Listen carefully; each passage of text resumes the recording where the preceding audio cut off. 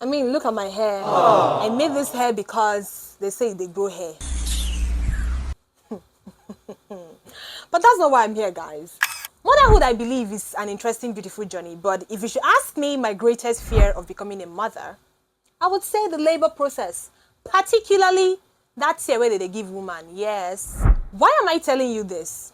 So the gist here is that in 1718, chainsaw wasn't invented to cut down trees or clear debris, but to cut through the pelvises of delivering mothers who were having trouble pushing their babies out. Oh my God!